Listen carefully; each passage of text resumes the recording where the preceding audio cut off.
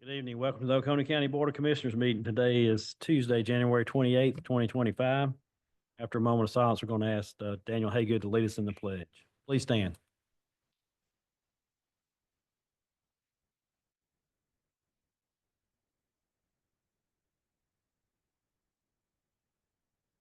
Thank you. Pledge allegiance to the flag of the United States of America and to the republic for which it stands, one nation, under God, indivisible, with liberty and justice for all.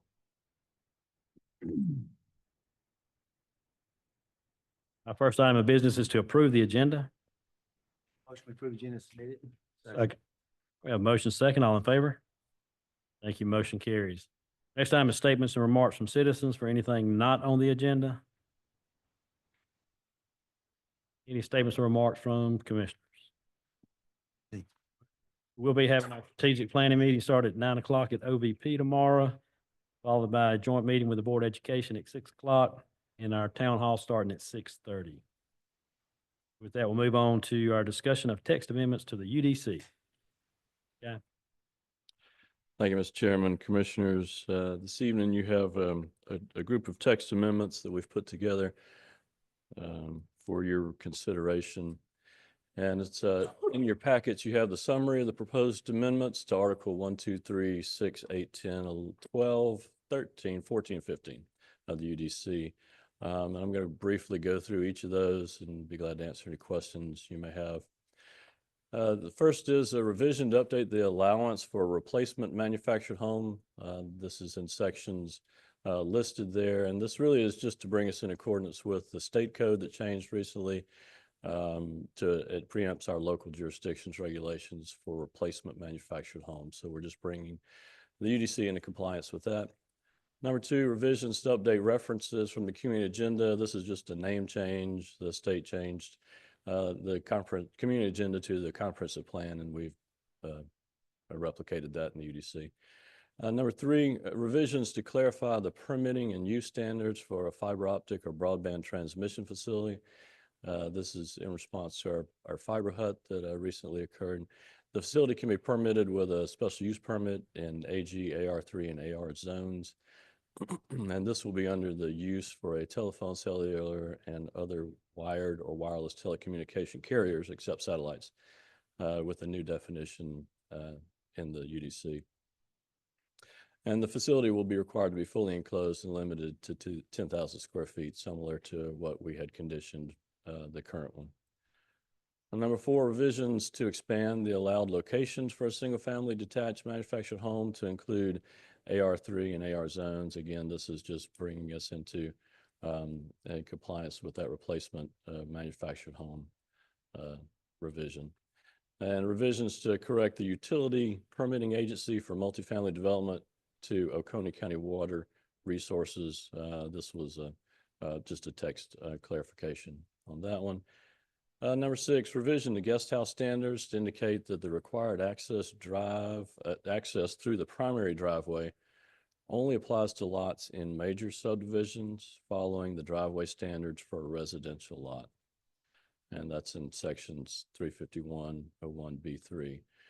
So this would essentially require major subdivisions, which are typically smaller lots. This would require that primary access drive to be used. Anything outside of that, on a single lot in a standalone lot in the community, it would not be required to use that same driveway. Number seven, revisions to change the restriction on the size of farm tenant dwellings. Currently, that's at 1,500 square feet minimum, and we're proposing to raise that to a 75% of the heated floor area of the primary residence. And then number eight, revisions to amend the term continuing care retirement community to a type A and type B life plan community. This is due to the change that Georgia Code changed their definitions, and we're reflecting that in the UDC. Number nine, revisions to allow a single-family detached dwelling, site-built or modular in the mobile home zoning district. Currently, the mobile home zoning district restricts it to a mobile home. We think the option should be there for a site-built or modular as well as a mobile home. 10, revisions to allow radio and television broadcasting stations as allowed uses in OIP, B1, and industrial. They're currently allowed in OBP and B2. We feel like there's no issue with allowing those also in the OIP, B1, and industrial zones. I believe this code was contemplating a tower associated with these, and with broadband, towers are no longer necessary for these types of stations to operate. Number 11, revisions to require indoor access only for mini store, warehouse, and self-storage units with a special use permit in OIP, B1, and OBP zones. Number 12 would be revisions to the Mars Hill overlay standards to clarify that outdoor self-storage units are prohibited in the overlay district, but indoor access units are allowed in the overlay only where permitted by the zoning district. Number 13, revisions to allow fine art schools, art, drama, music, dance studios in the B1 and B2 zones as permitted use. 14, revisions to indicate that RV parks require a special use permit in B2 zones. Number 15, revisions to the table of future land use map character areas and corresponding UDC zoning districts. This is to update the table to correspond with the comprehensive plan. Number 16, revisions to restrict non-residential uses to a 70% maximum lot coverage when permitted in one of the agricultural zoning districts, AG, AR, AR3. This really is just, there is no minimum lot coverage if you had an AG or an AR or an AR3 zone with a commercial non-residential use. So right now there are some commercial uses that are allowed in AG, but there's no lot standard. So we went to a minimum lot coverage standard that is similar to our OIP district. Number 17, revisions on non-residential architectural standards for A, siding materials to allow architectural block and stucco finished metal panels, and B, to add those same restrictions to retaining walls so that any retaining walls on the property would have to meet the architectural fenestrations of the building themselves. 18, revisions to allow non-residential roofs in the B1 zone to have hip or well-hip style roofs. We've conditioned several rezones for these, so we felt like it would be good to go ahead and put that allowance in here. 19, revisions to require parking lot lighting. We currently require lighting to be restricted such that it's not over 1 foot candle to the property line, but there's no requirement in the parking lot that the parking space have light. so we felt like that was a necessary addition to the code, such that you would provide lighting on each parking space, so that it's a safe environment for people. This is for businesses only that would have parking lot lighting and are open after hours, after dark. And 20, revisions to require that all pet sitting and boarding facilities shall be in a fully enclosed building, except in the OBP, B2, and industrial zoning districts. 21, revisions to correct cross-reference for neighborhood recreation centers. This is just a numbering error. 22, revision to delete the roof pitch standards for manufactured homes, again, falling in line with the state code. 23, revisions to home swimming pool standards to allow the option of pool covers instead of fences. This is also an allowance in the building code. The state building code allows for pool covers in lieu of fences, and we've had some of those requests. And so we felt like following state law was prudent on that one. And then B, delete cabana restrictions. There are some height restrictions on pool cabanas that we felt like were not needed. Revisions to restrict overnight parking of commercial vehicles in residential zones. This would be any type of commercial lowboys or commercial vehicles that would need to be restricted from a residential subdivision. 25, revisions to the landscape code to one, not require driveway screening. Currently, the code requires that there be landscaping along access drives to come into the property. Those would be done away with. And then B, reduce spacing for large trees from the 25 feet to 20 feet. And C is really just making sure that it's clear in the code that it's letters of credit instead of a bond. We do not accept bonds. They're surety bonds, but they have to be in the form of a letter of credit. And we just wanted to make sure that was clear in those code sections. Number 6, revisions to the change when a traffic study is required. Currently, it's 1,000 ADT that we require a traffic study. We're proposing to drop that to 500 ADT, and also to require traffic light synchronization files. I think you're familiar with those. We've seen those used recently, where they show actually model the movements in the intersections. Number 27, revision to exempt the OBP zone from sidewalk requirements. 28, revision to remove the limit on the number of lots served by a private access drive in all commercial and industrial zones. We've seen several variances on this. It's similar to Epps Bridge and the development across 441 from us. In commercial districts, we felt like it was not necessary to limit the number of lots along a private access drive. 29, revisions to road construction standards for curb and gutter when you have sidewalks.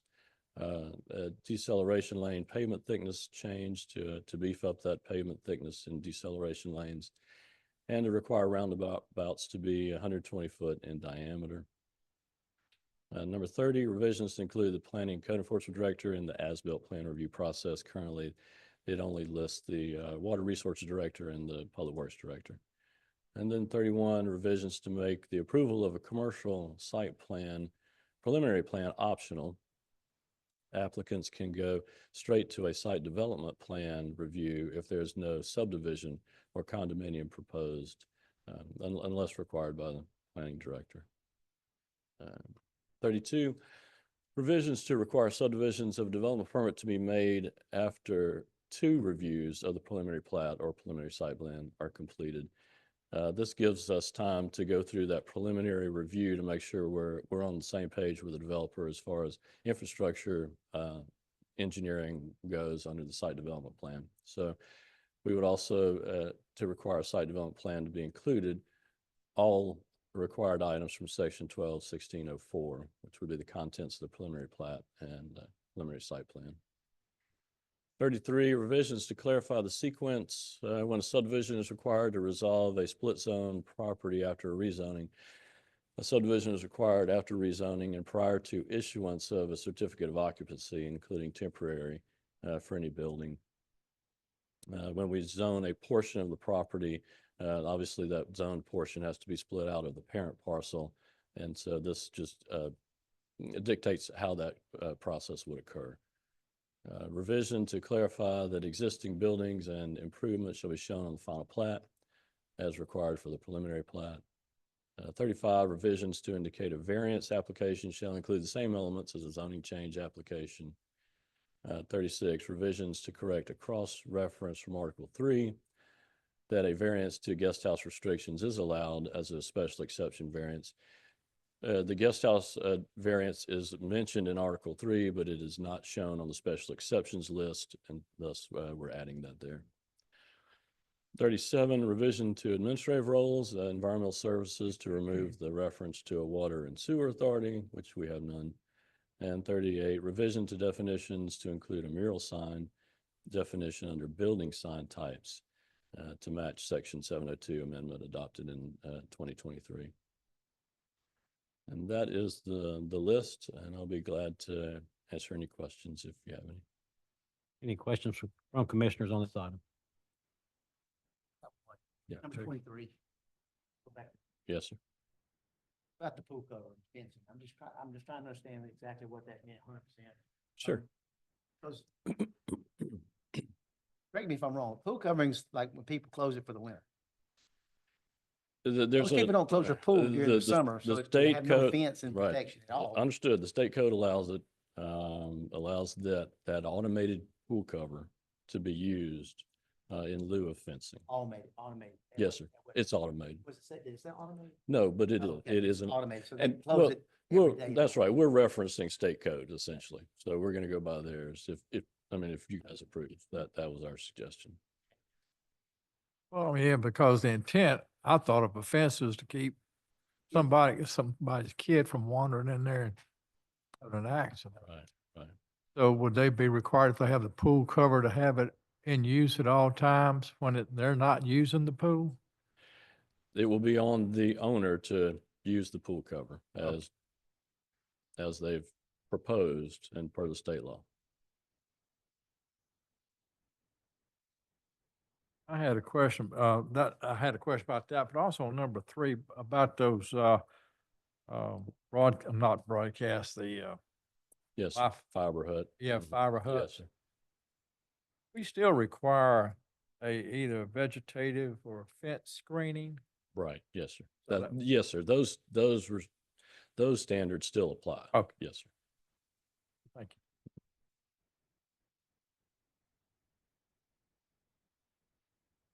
Any other questions? Yeah, go to the one about the guest house Okay, again. this one there's this No, one, it's the one no, further next one. down about the farm tenant. the farm tenant. Okay, yes, sir. So that particular one, we need to have something in there that talks about the acreage, Okay. because, So our thoughts were we would qualify it as a farm tenant. If it's qualified as a farm tenant dwelling, then it has to have conservation use on the property to be a farm tenant dwelling. okay. And so we So- felt like that might suffice, but if you propose it, we certainly can add it. Okay. So it'd have to be 10 acres. Right, yes. Is there a limit to the number of houses on per acre? It's one for every 5 acres, I believe.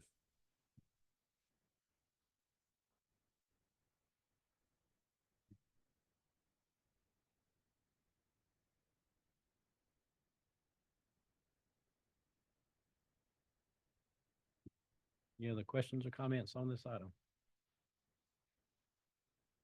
It'd be all right for consent agenda? Do we have any public comment on these items? Do have one question. If we put it on consent agenda, would citizen have an option to comment? Not at the next meeting, no. They have the option to get in touch with, any of the commissioners up here, and then, as we normally will, give you an opportunity to take it off consent agenda if that's an issue. Okay. All right, thank you. All right, our next item is the second quarter FY 25 financial update. Listen.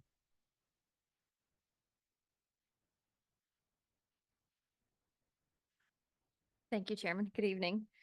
Presenting the financial update for second quarter fiscal year 2025. So we'll be looking at the period of October, November, and December. And covering what we normally look at, the general fund revenues and expenditures, as well as capital, sales tax revenues, and the Water Resources Fund. And starting with the general fund, we are at 73% collected. That's revenues of 29.8 million. In the second quarter, we experienced the property tax collections, which are currently at a 95% collection rate, as well as the insurance premium taxes, which is an annual tax received. So when included here in our revenues by source, you'll see that taxes line item, including those items. The insurance premium tax did come in less than budget by 100,000, but still exceeds prior year funding by $200,000. And also in the taxes line item, we'll continue to collect the local option sales tax monthly for the remainder of the year. So currently at 73% collected there. Charges for services at 66%. Licenses and permits at 65. Intergovernmental is mainly our LMIG state grant funding received in the first quarter, so 94% collected there. Fines and forfeitures at 40%. Miscellaneous revenues, including rents and rebates and insurance funds at 98%. Other financing sources would include the sale of assets for the year. and investment income at 147% collected of the budget year to date.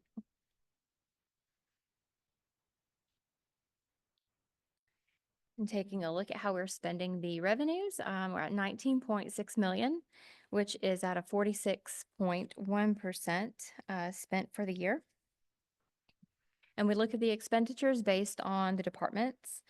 So being at the 50% point for the year, I kind of look through the percentage spent, and if there's any variances around that 50% level, try to explain those for you.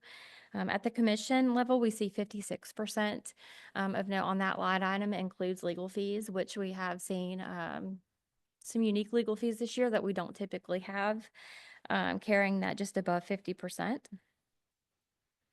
Finance at 58, still related to the first quarter. We have some annual costs that are front-loaded at the beginning of the year, including our audit services. The district attorney's office being at 33%, their budget does include a supplement to the victim services grant that's used when needed. And as of December, those funds have still not been dispersed. In the coroner's office at 30% is just related to low usage of the operating budget so far year to date. And Board of Elections, second quarter had a big election included for them, so they spent a majority of their budget on that election. Through the list, public safety at 30% does include a disbursement to supplement the E911 fund, and that doesn't occur until the end of the year. So 30% looks low, but is typical.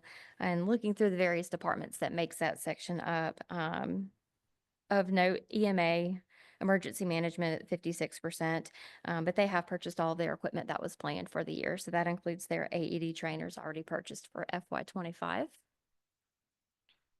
Community development includes our debt service payments, which are made as scheduled. So that's currently at 39%. That also includes supplement to the Civic Center that's done at the end of the year. And parks and recreation programs at 42% is typical for second quarter. And those expenditures are also related to their programs and program revenues.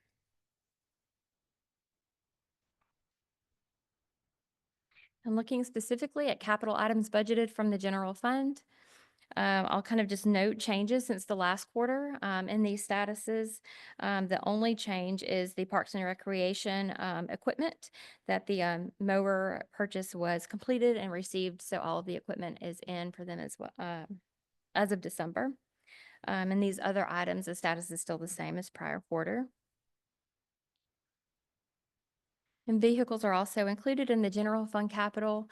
Change since last quarter is the boom bucket truck that was purchased by the road department. That purchase is complete, and fleet is finishing some final touches and updates for us. That was a piece of used equipment purchased.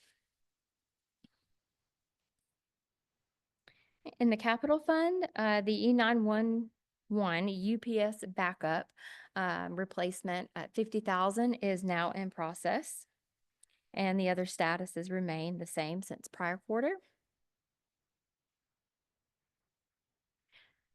Taking a look at the sales taxes, what you have here is our FY25 second quarter compared to the same quarter in prior year. So we're seeing still slight increases in our sales taxes year over year at 5% here for this quarter and 53% collected revenues year to date. SPLOST collections also, we see the same 5% increase, 85% collected here to budget. This budget is built upon planned expenditures. So as we balance the budget in that way, and as we come to you and request budget amendments and approval of contracts, that allows us to increase the budgeted revenue and to spend those funds. So 85% collected here. And T-SPLOST is an increase of prior year of 8.5%, with 56% collected of the budget thus far.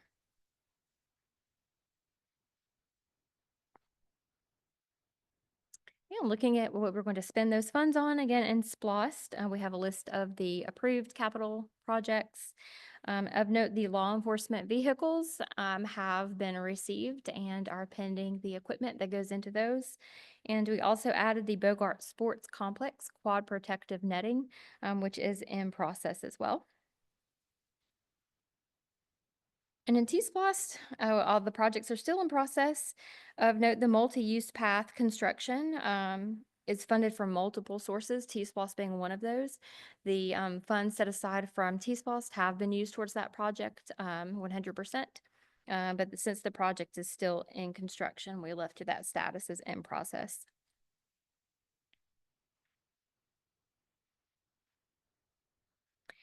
And our Water Resources Fund revenues at 72% collected. Of note, these revenues do include draws that we have made on the GFA loan, and those draws are not included in the budget. That amounts to 1.1 million through December. Adjusting that percentage for this item would bring them down to 66% collected. Water and sewer sales are right where we would expect to see them this year, on target. Capacity and connection fees have exceeded budget year to date at $560,000. Those capacity fees as collected are set aside in reserves for future improvements in infrastructure. So that's allowing us to build those reserves. Along with water availability and installation fees, which are also in excess of budget at about $200,000. With interest revenue being 71% collected, we have an interest revenue budget of $619,000 in water resources. So the revenues are strong. Their expenses at 6.8 million, which is 32% expended. With their expenses, I like to look at them by source because that percentage can get a little bit skewed. So personal services at right at 50%. Purchase services and supplies, so what we consider our operations and maintenance categories at 30% and 48%. There are some items budgeted in purchase services that haven't occurred yet. We have the hydrant maintenance contract that is pending, and also the utility relocation at Snows Mill and Rocky Branch Roundabout. Those items total about $650,000, and bringing that percent to budget down. Capital is 30% spent. The largest portion of this capital budget is the Calls Creek Phase 2 project, which is nearing completion. Of this budget, 4.9 million is Calls Creek, and we have spent at 1.7 million. So we do anticipate a savings on this project. Other items, depreciation is calculated at year end. Debt service is paid per our contracted dates. And the other costs at 17% make up 55,000 of the total budget. And with the exception of all of the projects still being in process and making progress, these slides have not changed since the first quarter. The same projects are still in process that we last discussed. And just of note that the Calls Creek project, Phase 2 specifically, seems to be coming near completion. So if you have any questions, I'm happy to answer those. That does conclude all of the slides that I have for you. Do you have any questions from commissioners? Got one question. I think you said at the last time we had an update that what I call the Costco Road, that debt service has been paid. Yes, sir. When was it, the last payment? The last payment was made in current fiscal year. It was in July of 2024. And how much roundabout was that? Each year we paid you mean the total debt? No, not the total, just The how much? annual payment is approximately 500,000.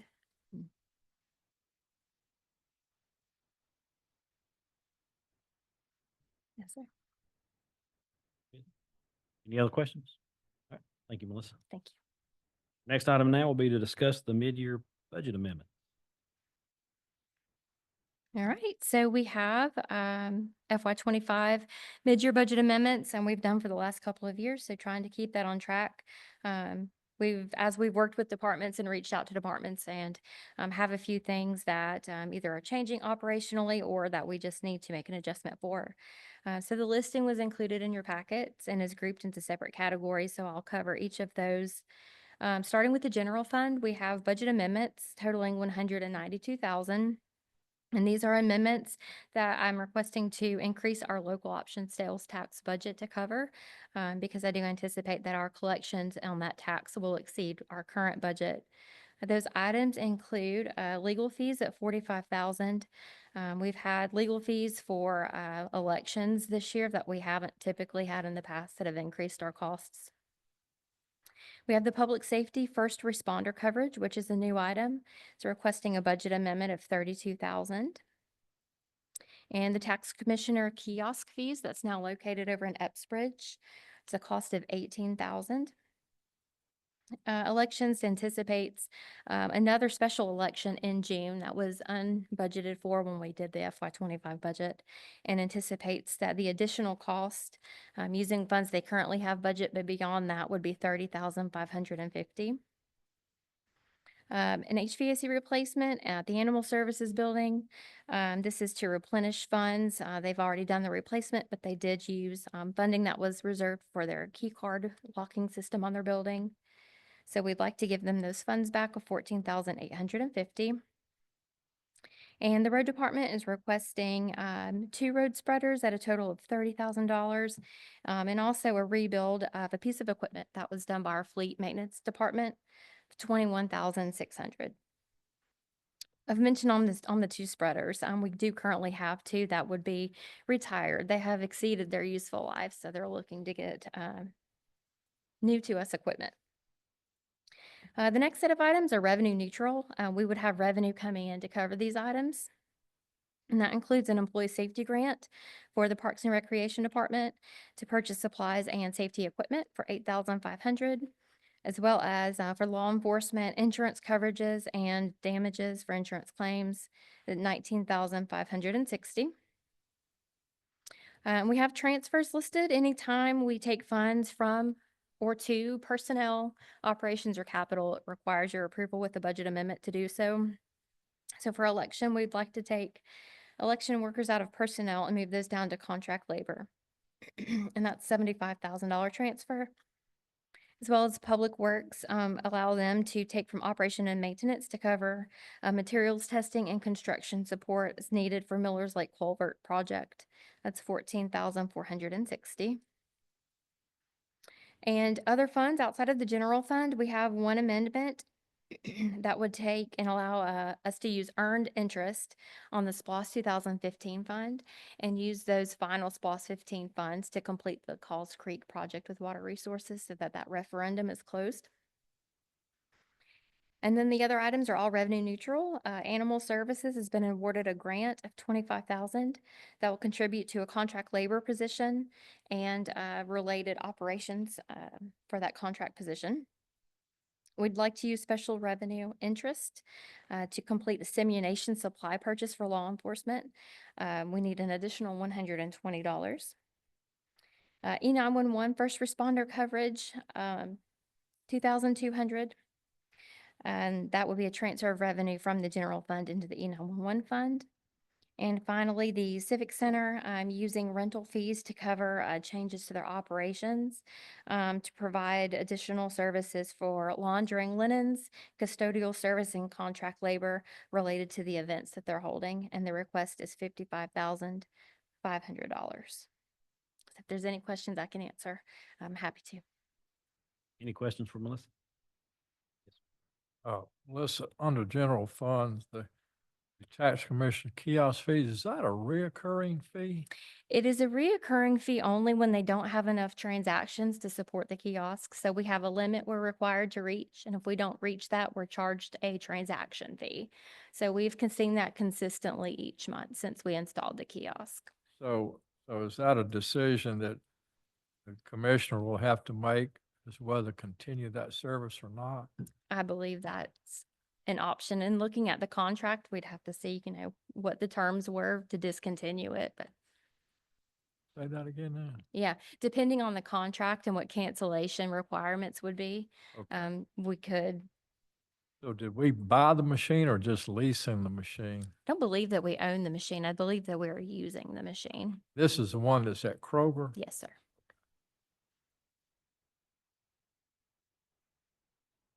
All right, thank you.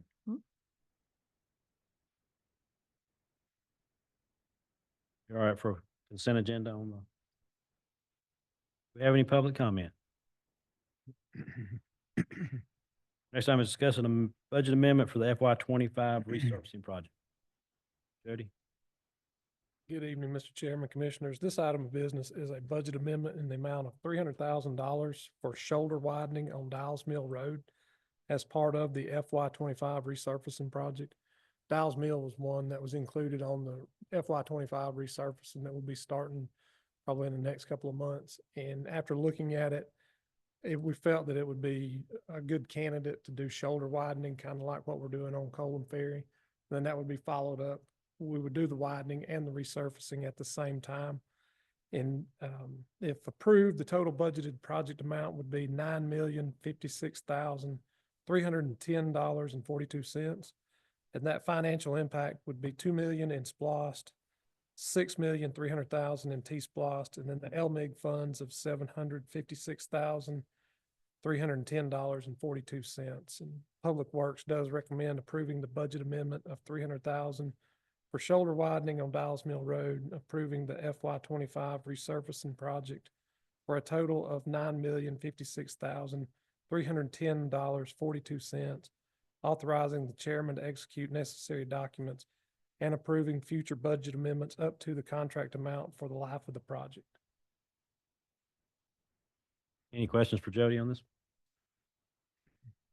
In the past, before T-Splosh, it would have been almost impossible to do these two projects, That's correct. or at least the same. Before T-Splosh, we did very few shoulder widenings as we were going.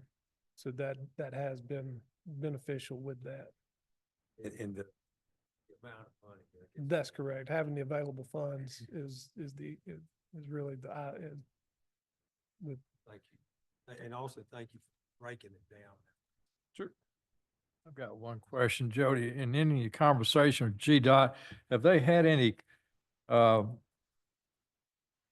comments about Dials Mill Road being more than just two lanes?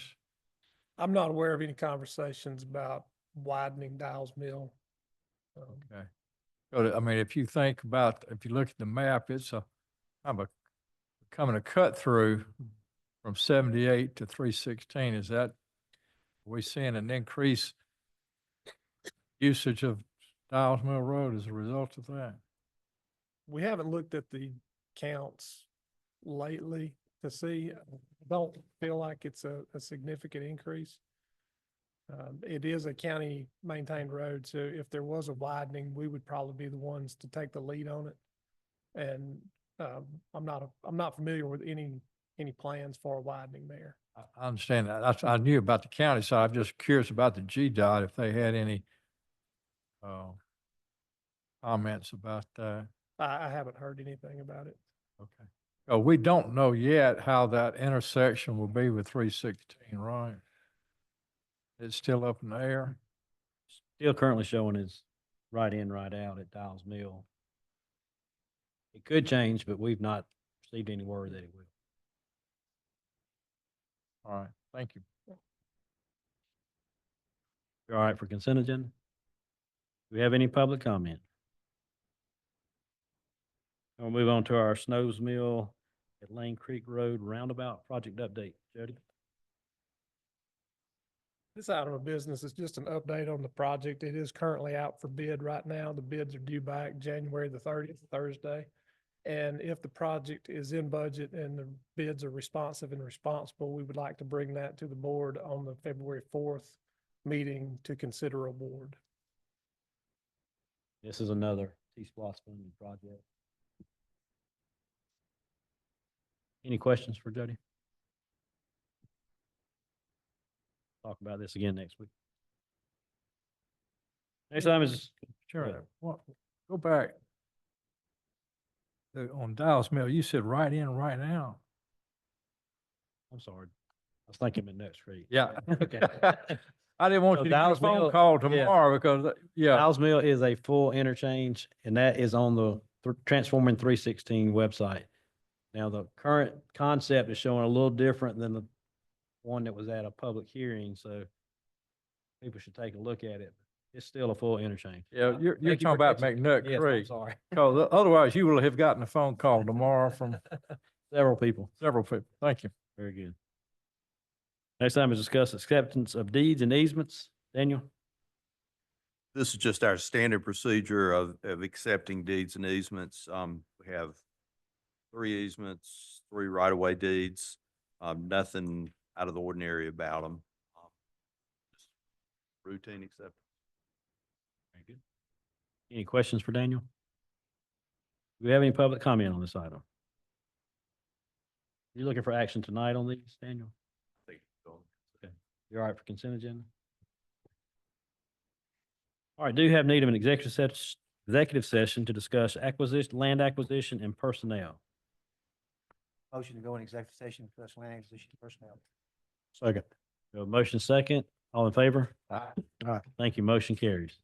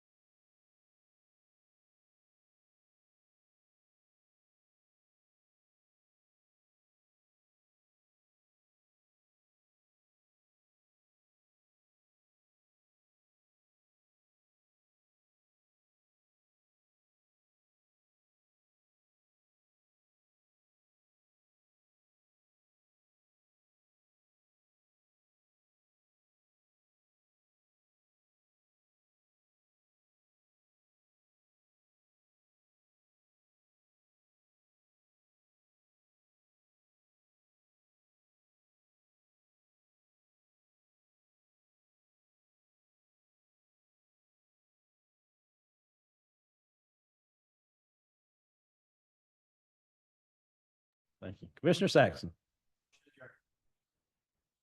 Second. we're adjourned. 9 o'clock tomorrow, OVP? Yes, sir.